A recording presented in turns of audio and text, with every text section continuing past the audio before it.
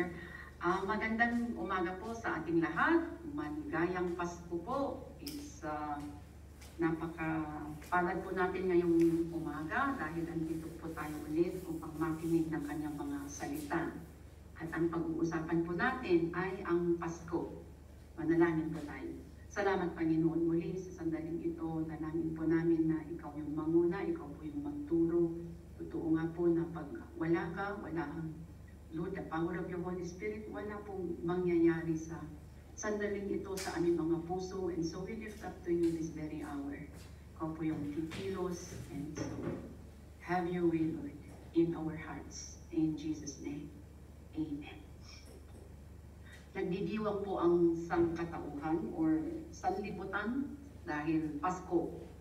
At basahin po natin sa Luke chapter 2 verse 10 to 11. Kung ano nga ba ang Paskong ito.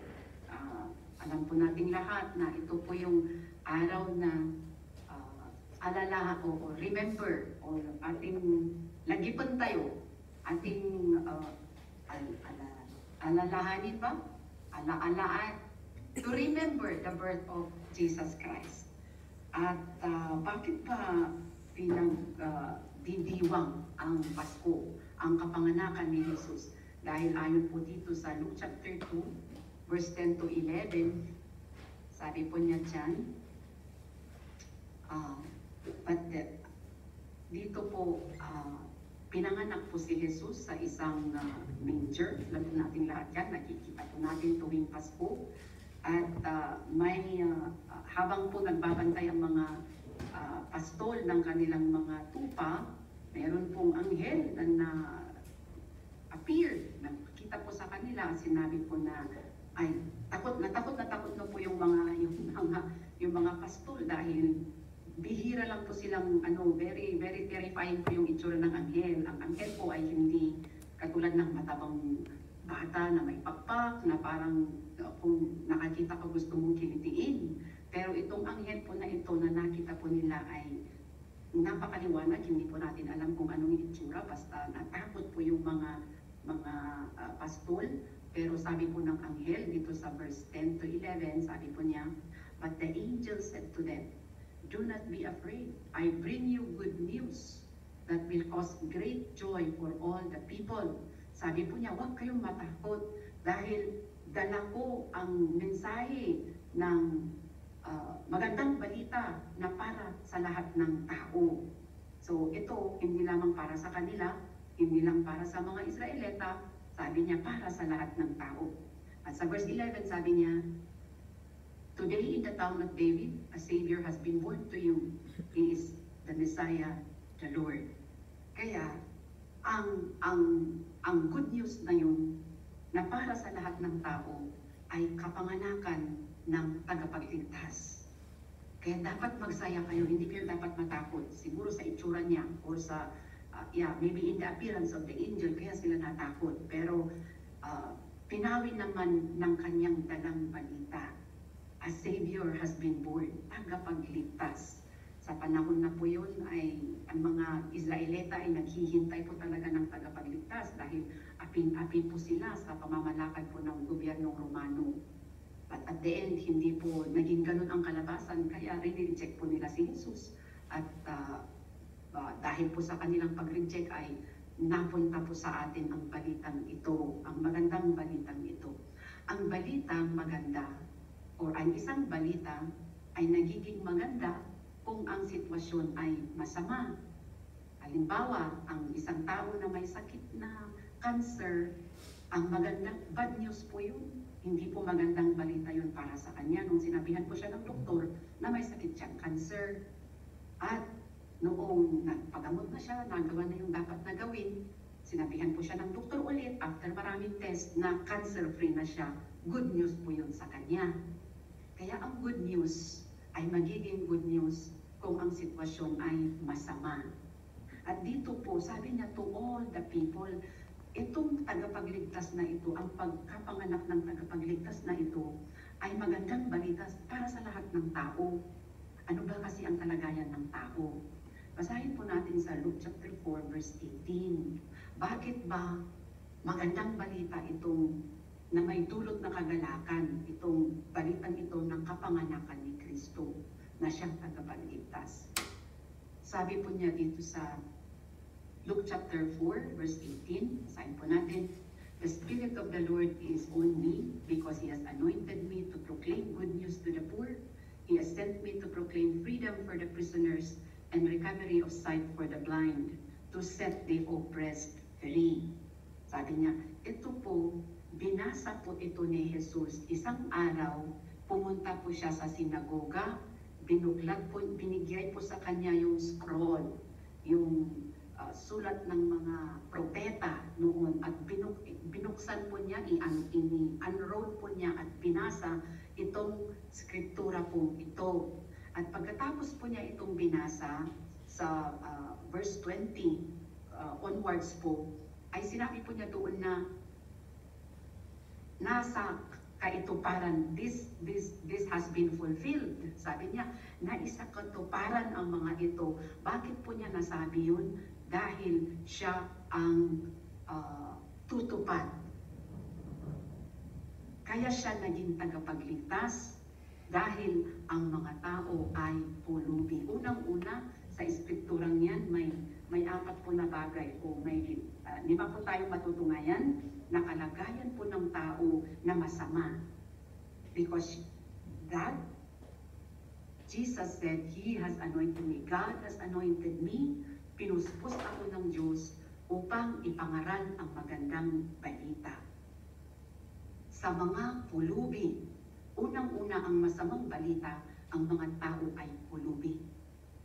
Hindi po ibig sabihin, ang pulubi pong ito na sinambit po dito ni Jesus, hindi po ibig sabihin na pulubi po sa material na bagay. Ito po ang nasa isip po niya ay spiritual po na bagay. Kasi sa Mark chapter 8 verse 36, sabi po doon na we may have everything in this world.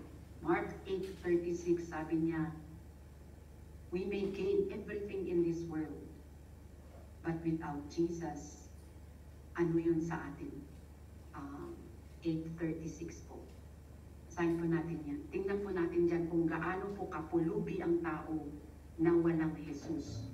What good is it for someone to gain the whole world yet forfeit their soul? Unang-unang masamang balita po na kalagayan ng tao, ang tao po ay pulubi. Pulubing espiritual.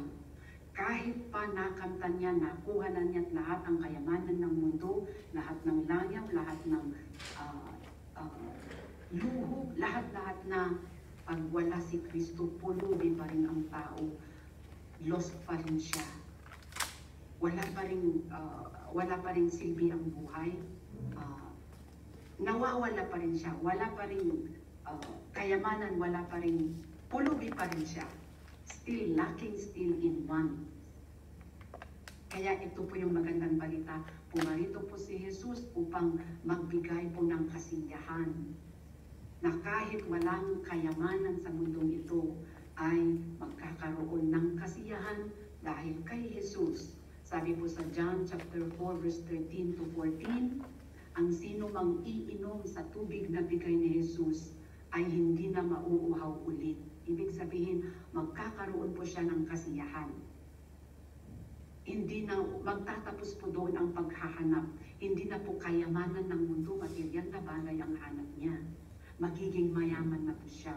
Dahil ang kaharian ng Diyos, doon ay may kapayapaan, kagalakan, at pagmamahal. Joy, love, peace, hope. Sambitin na lahat natin ng magaganda, nandoon po kay Jesus. Magiging mayaman. Dulot po ni Jesus ang kayamanang espiritual. Nung dumating po siya, kaya po siya ay tagapagligtas. Dahil mahahangon na po tayo sa pagiging pulubi. Pulubi pong espiritual. Ang pangalawang masamang balita, doon po sa Luke 4:18 po natin, ang tao po ay nakagapos sa kasalanan. Man is captive to sin. Masamang balita po. Kailangan po niyang makalaya. Galatians chapter 3 verse 22. Sabi po doon na the whole world is a prisoner of sin. Galatians chapter 3 verse 22. Lahat, Kaya lahat po tayo, lahat po sa mundong ito ay bihag ng kasalanan. Romans 3:23 sabi niya, for all have sinned and have fallen short of the glory of God. Lahat-lahat po, wala pong isang tao na hindi po bihag ng kasalanan.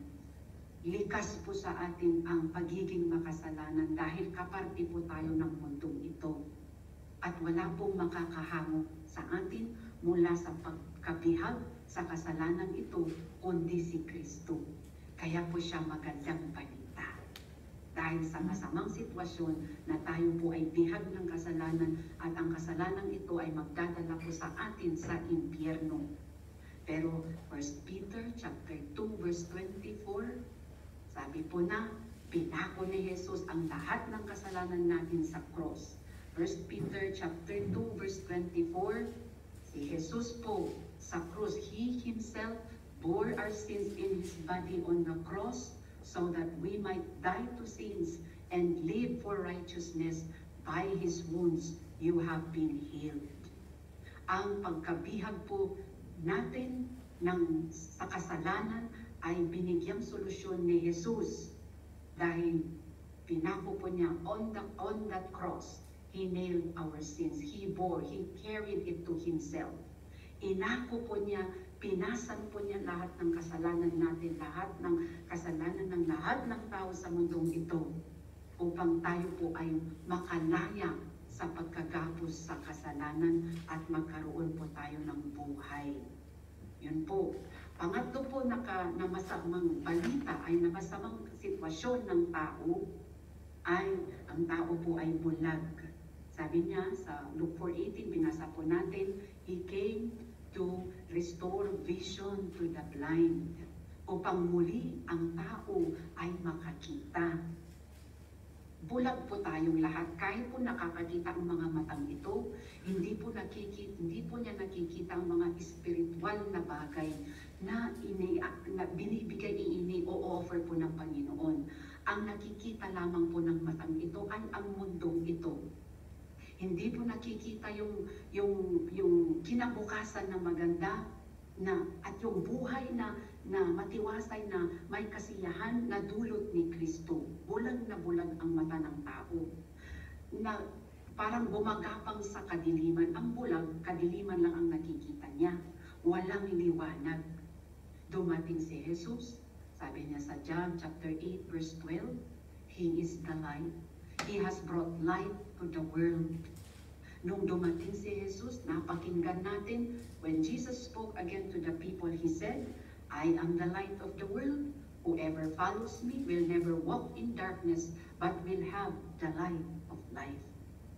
Pagkatanggap kay Jesus ng isang tao, mabubura na yung pagkabulag niya, makikita na niya ang napakagandang plano ng Panginoon sa kanya, magkakaroon na ng direksyon ng buhay niya, magiging makabuluhan na ang buhay. Dahil lalakad na siya sa liwanag ng mga salita ng Panginoon. Magka-guide na ng daan, magkakaroon ng focus, magkakaroon ng saysay ang buhay ng tao dahil sa liwanag na siya maglalakad. Kung bulag pa rin po, wala pa rin po Kristo ang isang tao, madilim ang nilalakad, hindi po maayos yung direksyon ng buhay, walang direksyon. Walang kabuluhan kasi bulag, parang walang kinabukasan. Ang nakikita lang itong under the sun, and under the sun is all vanity. Walang patutunguhan, patay pa rin. At salamat dahil sa Pasko, pumarito si Jesus upang magbigay liwanag sa ating mga mata at makita ang napakagandang plano ng Diyos sa bawat isa. He said, He restored vision to the blind. Lahat po, sabi po natin ulit, lahat po tayo ay patay sa kasalanan, lahat po tayo ay nakagapos, lahat po tayo ay pulubi, lahat po tayo ay bulag. Ngunit pasalamat dahil may Pasko na ipanganak ang tagapagligtas. Pang-apat po na kalagayan ng tao na masama, kaya naging magandang balita ang Pasko. Dahil po ang tao po ay broken-hearted. Sa New King James Version po, meron po doon na heals the brokenhearted. Dito po sa version na pinakita po kanina, wala po doon. Pero sa New King James Version, sabi niya, He heals the brokenhearted. Masama po ang kalagayan ng tao. Sirang-sira po ang puso. Durog na durog ang puso ng tao dahil sa kuminsan kagagawan at kuminsan kagagawan ng ibang tao. At minsan kagagawan ng tadhana. Marami pong dumudurog sa puso natin. Pero pasalamat po sa Diyos dahil dumating siya. Dumating si Jesus at sabi niya, siya yung hihilom sa brokenheartedness natin. Kaya kahit gaano pa man kadurog ang puso, kapatid, mga kapatid, ang Pasko po ay nagbibigay po ng agas, healing. He has healed the brokenhearted and bind up their wounds. Gaano man kasugatan ng ating mga puso, mga kapatid, ang Pasko nagdudulot po ng pagkalunas. Lulunasin po ni Jesus kung ialay po natin, ibigay po natin sa kanyang ating mga puso. Magandang balita. So this is the year, the proclamation of the year of the Lord's favor. Kayamanan sa pulubi, pagkanaya sa pagiging pagka-healing, lunas ng durog nating mga puso at pagka-lunas ng ating kabulagan, pagkaroon ng direksyon ng ating mga buhay kahit madilim ang mundo na kinagagalawan natin, may liwanag na dulot si Jesus, dulot ng Pasko. At ang panlima po ay bigyang laya ang mga inaapi. He gives freedom, He released to the oppressed. Pag ang tao po ay inaapi, para po siyang inapakan sa liig, hindi po siya makagalaw, hindi po siya makatayo, makatindig, at makalakad ng diretso kung may nakaapak po sa liig. Parang ganun po yung itsura ng aping-api na wala pong magawa. Helpless, the harassed and the helpless, the oppressed. Dumating po si Jesus upang alisin ang anumang bagay po na nang-aapi sa atin. At wala pong ibang nang-aapi kundi ang demonyo po. Lahat ng kanyang alalay ng mga aliporis, siya po yung aapi sa atin. Hindi tayo nakakatulog, nadidepress sa lahat ng nangyayari sa buhay. Pero pag si Jesus po nasa atin, tanggapin dito po sa puso, makakalaya po tayo mula sa pagkaapi ng kaaway. Yung mga bisyo, mga pang-aapi din po yan. Kasi gustong-gusto natin makalaya. Bakit po hindi po tayo nakakalaya? Every New Year sinasabi, New Year's resolution. Gustong-gusto, pero hindi kaya. Bakit? Dahil hawak sa liig. Pasalamat kay Jesus dahil dumating siya. Magandang balita, dumating siya. At siya yung magbibigay laya sa ating pagkaapi. Yun po yung dulot ng Pasko. At let us rejoice. Magpasalamat tayo. Kaya nga po tayo nagse-celebrate. Huwag po nating hayaan na lumipas ang Pasko na hindi po natin natanggap itong puso ng Pasko. Itong dala-dala ng Paskong magandang balita.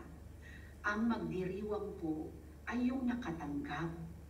Ang isang estudyante, kahit 4th year high school sabihin natin, na hindi po masa sa exam, hindi po siya magka-graduate, hindi po siya magdiriwang ng graduation. Katulad din po natin, naririnig man natin, sinasabi natin, nananalangin tayo, pero kung walang pagbabago, hindi po natin tinanggap itong malagandang balita na ito, itong tagapagligtas na si Jesus. Ano po yung ipagdiriwang po? Hindi po napa sa atin yung the reason of this celebration. Kung wala po sa atin itong kaligtasan po na ito, ano po yung ipagdiriwang? At ang kaaway po ay binubulag po ang mata ng lahat. Kaya yung pagdiriwang ay pag-alasing, pag masyadong masaya, maingay na hindi po yun eh. Ang pagdiriwang po sa kaligtasan po ito na dulot ng Pasko ay pag-worship po sa Kanya. Pagbigay lalo ng buhay sa Kanyang, sa paninindihan po sa Kanya. Yun po yung pagdiriwang kahit pa walang nakahain dyan na masarap na pagkain, nagdidiriwang magdiwang pa rin sa loob natin kung napasa atin po itong regalo ng Pasko. At walang iba kundi ang kaligtasan. The good news, kayamanan mula sa kahirapan, lunas ng pagkadurog ng puso, pagkalaya mula sa gapos ng kasalanan, vision to our sight, laya mula sa pagkaapi. Yun po. Kaya kung wala pa po yun sa ating mga puso ngayon, huwag po nating sayangin itong pagkakataon. Kahit sa taimtim po nating panalangin, tanggapin po natin si Jesus. Siya po ay hindi babing ipinanganak. Hindi po nag-end doon ang Pasko. He came in a manger. He ended on the cross of Calvary. He came as a lamb, but He is coming as a lion. He came to be a savior. He is coming as a judge. Magiging hukom na po siya pagdarating. Tatanungin po tayo, ano pong ginawa natin sa alay niyang pag-ibig, sa alay po niyang kaligtasan. Kaya maligayang Pasko po sa ating lahat. Sa mga tumanggap, mag-celebrate. At sa mga hindi pa tumanggap, tanggapin na po upang lubos din po yung pagdiwang. Father, we thank you. Salamat po sa inyong mga salita. Salamat sa kaligtasan na dulot ni Kristo. Salamat dahil hindi lamang siya ipinanganak and ended in that manger, pero pumunta po siya sa krus. Inalay po ng buhay niya para kami po ay iligtas. At salamat, Panginoon, dalangin po namin, lubos-lubosin mo po ang regalo ng Pasko sa bawat isa sa aming lahat, that there is no one here na nakapakinig ng inyong salita na hindi tatanggap sa puso ng Pasko ang kaligtasan namin lahat. Father, we thank you. In Jesus' name, Amen. Balik ko po sa MC at salamat. Amen. Maraming salamat